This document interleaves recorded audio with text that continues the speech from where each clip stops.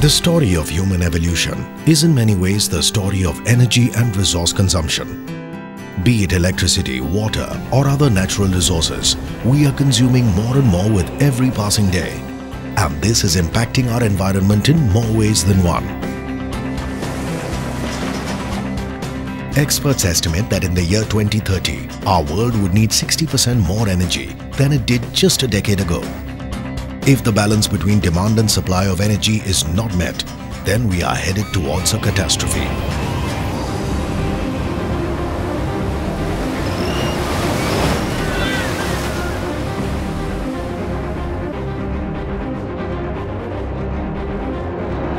One of the key consumers of energy happens to be buildings, which use up between 30% and 40% of the world's entire primary energy.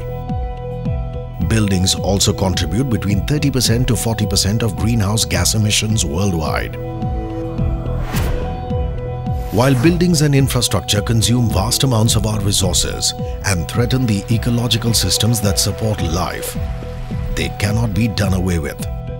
We need buildings today and shall continue to need them in the future as well. Buildings to live in, buildings for education, buildings for producing and storing goods, and buildings to work in. Worldwide, building construction and economic growth often go hand in hand.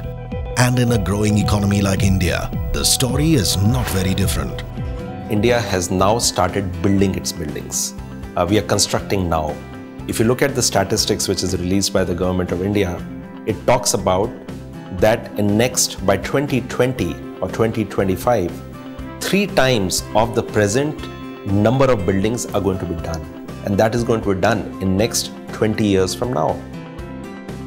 Traditional Indian architecture design has been more or less climate responsive. Buildings with conservative use of resources were an integral part of traditional Indian architecture.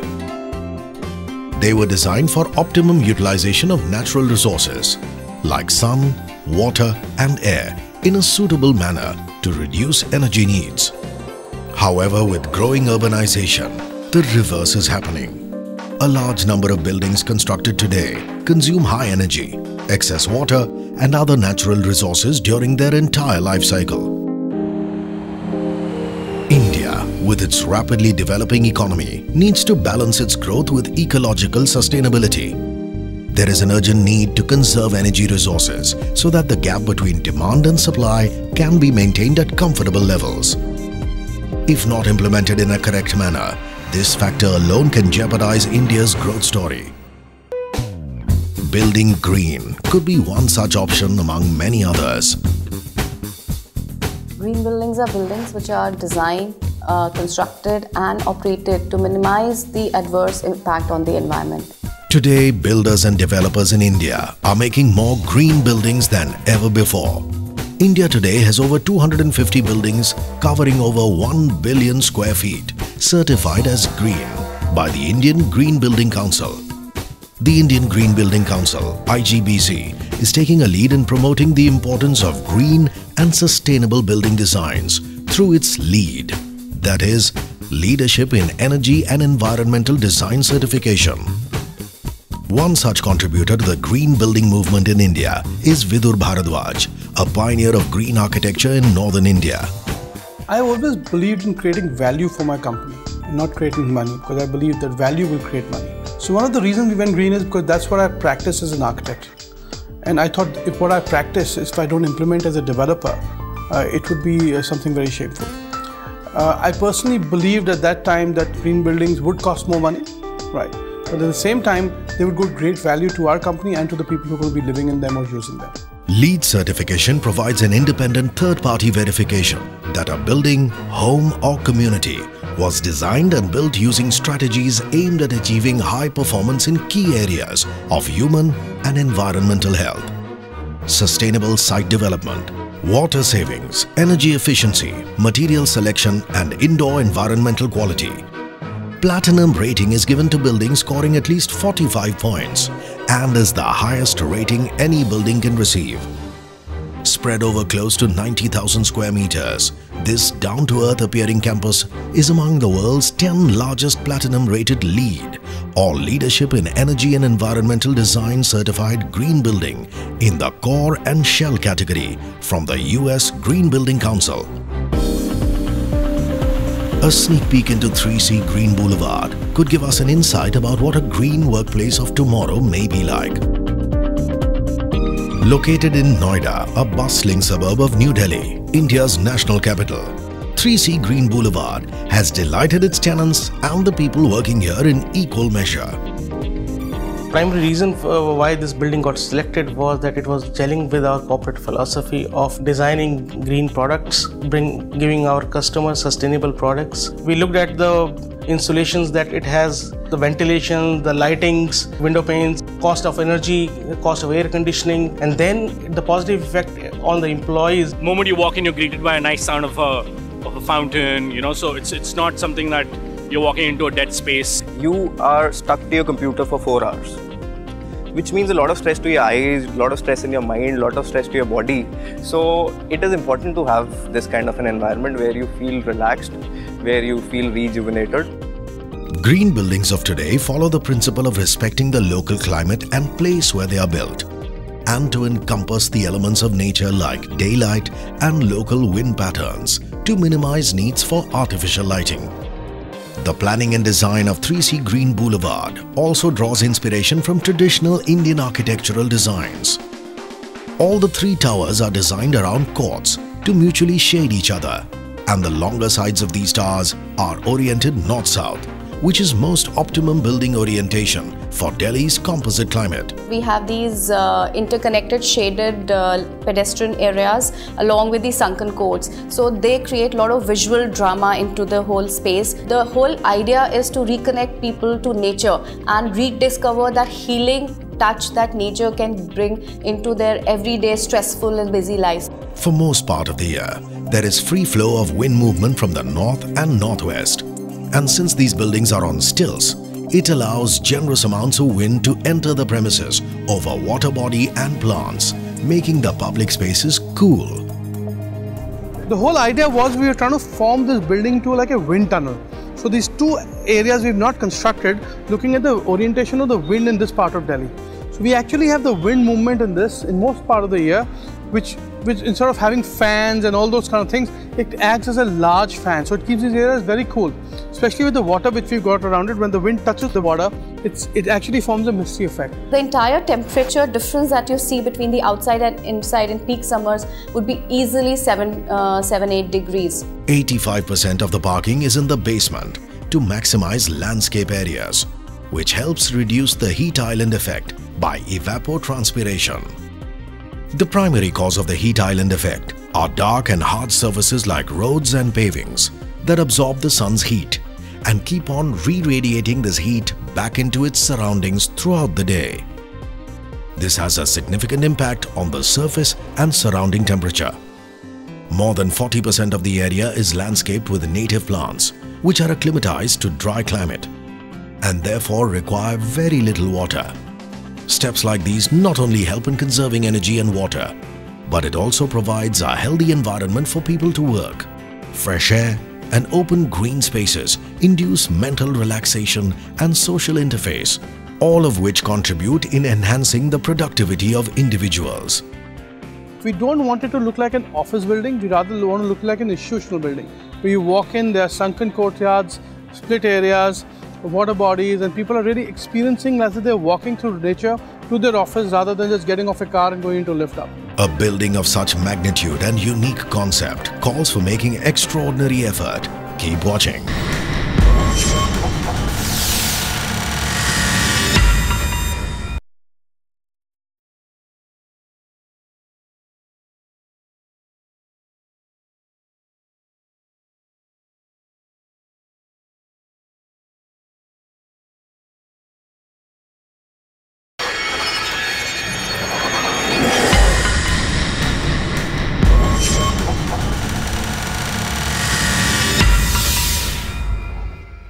Green buildings worldwide are changing the way people work in offices today. But going green is not a cakewalk. A lot of people thought green buildings were about having more grass or even painting the building green. We convinced them from pure statistics, from the fact that if they would go green, they would actually end up saving more money because of energy savings. How does Green Boulevard achieve lower energy consumption without compromising on the comfort levels of the people working here? This has been achieved through passive architecture design and efficient and effective HVAC and electrical design strategies. Buildings gain heat primarily through their envelope, comprising the walls, roof, openings with or without glass and surface finishes. People, equipment and machinery placed inside a building to generate heat. All of this put together pushes up the temperatures. The higher the amount of heat, the more electricity is needed to cool the building. Careful selection of wall materials, roof insulation and reflective surface finishes, as well as selection and design of glass, has helped Green Boulevard achieve energy efficiency. These walls minimize the transfer of heat or cold from the outside into the building interiors and vice versa. This results in lesser cooling loads. In 3C Green Boulevard, the window-to-wall ratio is quite low, with windows comprising just 21% of the entire wall area. The sizing and the location of windows has been optimized to achieve energy saving. The windows here have double insulated glass for reducing the heat gain through them, without compromising on the daylight entering the office spaces. The glass used here has been carefully selected to balance daylight, shading, views, glare, heat gain and cost. Buildings are oriented north-south. We have glare-free light on the north. There's no direct sun rays on the north side. So the longer facades take the advantage of that north side glazing, and the south side you can easily cut off the glare of the sun by just giving horizontal projections. On the north side we have glass which gets in more light. It has a higher visual light transmission. It has higher conductance comparatively to the south and western glass, where it is a very high performance glass used on the south and west side to get in as much daylight as possible but cut off the heat and the glare. In any building, maximum energy is consumed by HVAC. Reducing HVAC and lighting load is a must if one has to bring down the energy consumption. In Delhi, we get shoulder seasons where typically for 4 months in a year, the ambient air is quite cool. So what we achieved in this building was a process wherein we could flush the interiors of the building completely with the fresh air in case of these shoulder seasons. Thereby, we are able to prevent or stop the mechanical system, the compressor-based air conditioning system from operating completely. This technique is known as free cooling, and it helps in reducing electrical loads, as this campus relies 100% on outdoor air in fair weather season. Green Boulevard also uses pre-cooling techniques to reduce HVAC load.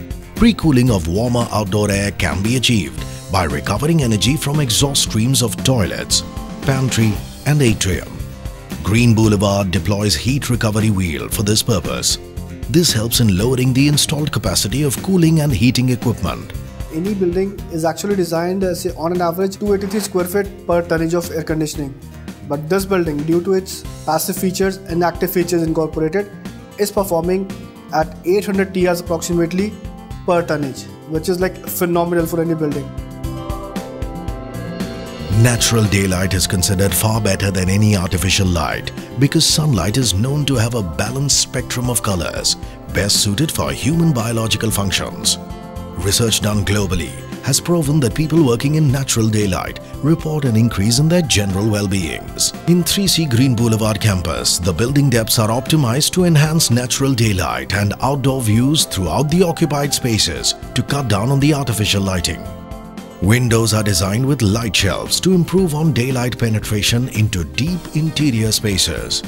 Green Boulevard is also one of the few buildings equipped with an environment-friendly lighting system. It encourages the use of low LPD or lighting power density, task lighting and time scheduling of lights by making it a part of tenant guidelines. To further save electricity, the lighting controls in all the common areas including reception, atrium and lift lobbies are connected to daylight sensors.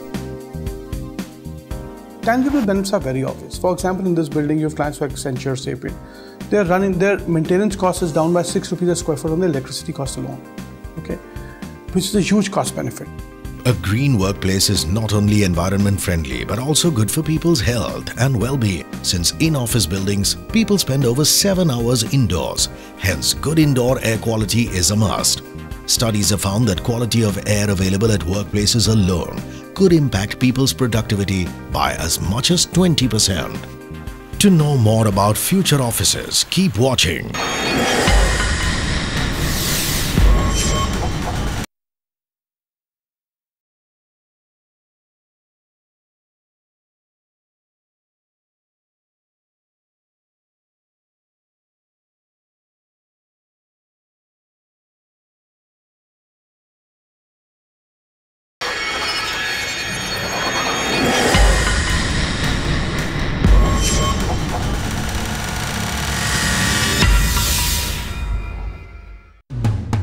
The DNA of any office aspiring to be green is the 3 R's. At 3C Green Boulevard, the mantra of 3 R's have been ingrained since inception. However, the journey has been full of challenges. One of the critical concerns in this project was to demonstrate the use of construction materials that are environment friendly, locally sourced, and have low embodied energy. Construction waste was properly segregated and more than 30% of it was reused within the site, while the remaining waste was handed over to professional agencies for recycling. We also had to spend a lot of time trying to see how best we design the building so that the wastages are minimized. The glass sizes, there's fixed glass sizes which are available in the market, how to size them to get our various parameters into play. We ensured that the wastage from this building was reduced to like 1 to 2%. Another big aspect at 3C Green Boulevard is water conservation and recycling.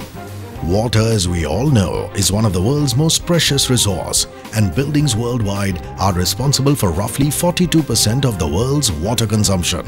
For water conservation, there were 2 main strategies which were deployed. The first was, of course, recycling the entire sewage which was being generated in the building. And the second was rainwater harvesting. We do not have tanks where we store the rainwater, but we are actually filtering the water back into the earth and we take it out when it is required. Green Boulevard has a sewage treatment plant where the 100% of its waste gets recycled.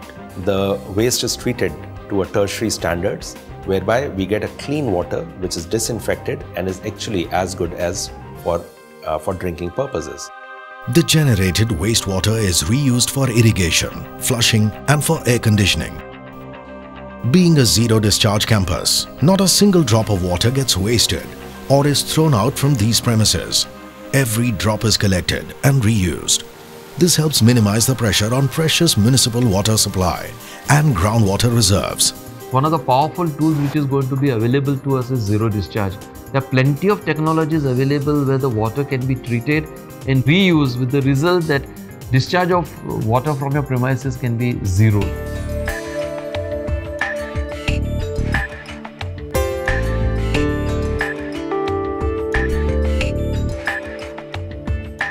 .3C Green Boulevard is a prime example of a sustainable architecture in green buildings. Moving ahead, Vidur and his team have already zeroed in on the concept of Shunya, a net zero energy home that meets all its energy requirements from the sun. Shunya, meaning zero in the Hindi language, is a concept of sustainable living involving very low energy consumption and zero dependence on the electrical grid. The energy requirement of this home is between 85 to 90% lower than that of a conventional one. Unlike conventional homes whose energy demands are met using conventional resources, Shunya relies solely on renewable sources of energy. The next level was to make a Shunya, which is a net zero home. It effectively means that it's a centrally air-conditioned home with all the amenities that a home requires. It's not very big. It's been constructed by using containers, by using recycled materials, and how that with the solar systems and the other systems, we centrally air condition the entire house with no electric connection. However, this is just a small step towards reducing carbon footprint. A big leap forward is required if we need to balance the gap between demand and supply of natural resources. So what would the offices of the future be? If we are able to build conserving our resources judiciously, caring for the environment, we will not make the mistakes which many countries in the world have already done. I firmly believe that architecture worldwide should be true architecture.